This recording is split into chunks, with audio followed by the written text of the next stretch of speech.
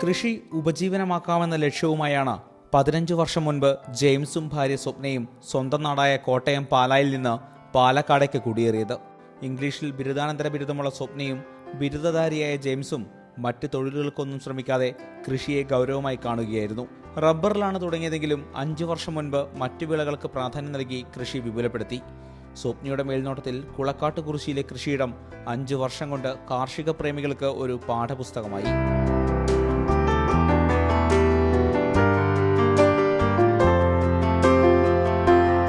മിക്ക വിളകളുടെയും പലതരം വെറൈറ്റികൾ ഈ തോട്ടത്തിലുണ്ട്. തെങ്ങ്, ജാതി, കവുങ്ങ്, വാഴ, കപ്പ, മാവ്, പ്ലാവ് എന്നിവയ്ക്ക് പുറമെ നിരവധി ഫലവൃക്ഷങ്ങളും സ്വപ്ന കൃഷി ചെയ്യുന്നു. കാട്ടുപാവയ്ക്ക, നാരകം, പപ്പായ, അമ്പഴങ്ങ, ചതുരപ്പുളി, മരമുന്തിരി, ആപ്പിൾ, റംബൂട്ടാൻ, ചീരച്ചെമ്പ് തുടങ്ങിയവയും ഇവിടെയുണ്ട്.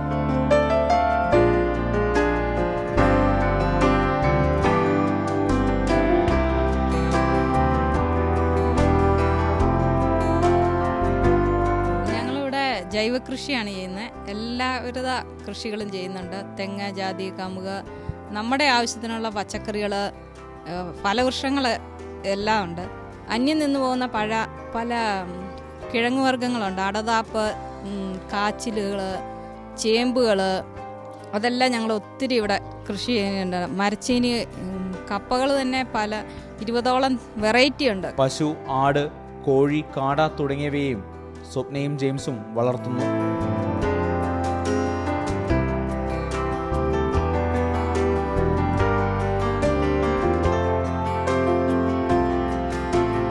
മഴവെള്ള സംഭരണിയിൽ മീൻ വളർത്തുന്നുണ്ട്.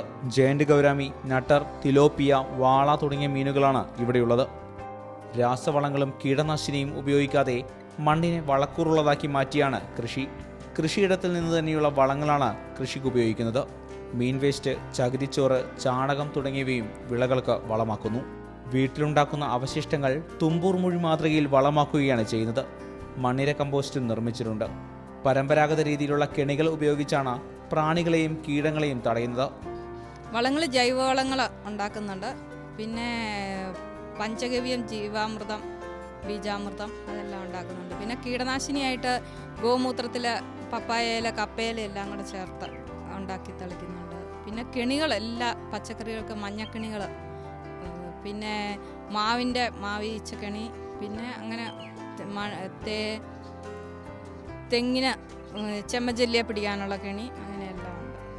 ഇവർക്ക് തന്നെ പ്രവർത്തിപ്പിക്കാൻ കഴിയുന്ന കാർഷിക ഉപകരണങ്ങളും ഇവിടെയുണ്ട്.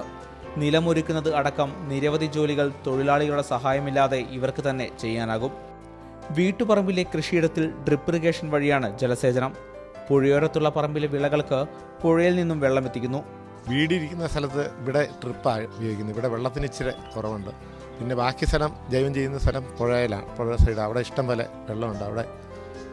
അതുകൊണ്ട് സ്പ്രിംഗ്ലർ അത് വെച്ച് മൊത്തം ഫുൾ സ്ഥലങ്ങൾ നനയ്ക്കുക. അവിടെ അതുകൊണ്ട് വെളുപ്പിന് 5 മണിക്ക് തൊട്ട് ഓൺ ചെയ്യും.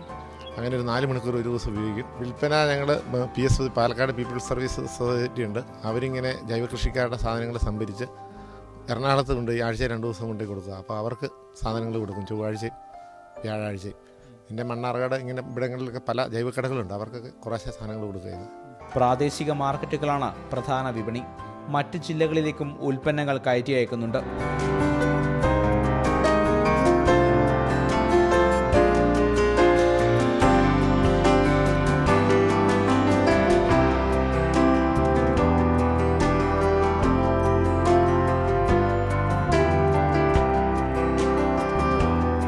കൃഷിസ്നേഹികളും വിദ്യാർത്ഥികളുമടക്കം നിരവധി പേരാണ് സ്വപ്നയുടെയും ജെയിംസിൻ്റെയും കൃഷിയിടം കാണാനെത്തുന്നത്. കാർഷിക നഴ്സറിയും ഇവിടെയുണ്ട്.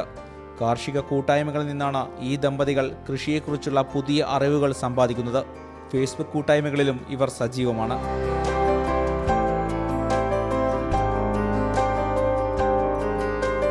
നിരവധി പുരസ്കാരങ്ങളാണ് സ്വപ്നയെ തേടിയെത്തിയത്. ഭർത്താവിൻ്റെയും മക്കളുടെയും പൂർണ്ണ പിന്തുണയാണ് സ്വപ്നയുടെ കാർഷിക സ്വപ്നങ്ങൾ യാഥാർത്ഥ്യമാക്കിയത്. മാതൃഭൂമി ന്യൂസ്, ഒറ്റപ്പാലം.